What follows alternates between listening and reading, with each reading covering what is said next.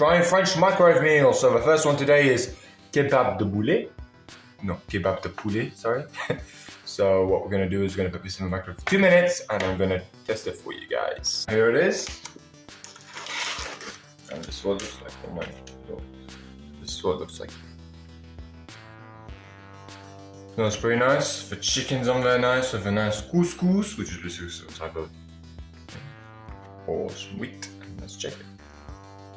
It's hot. Yum. 8 out of 10. Subscribe for more.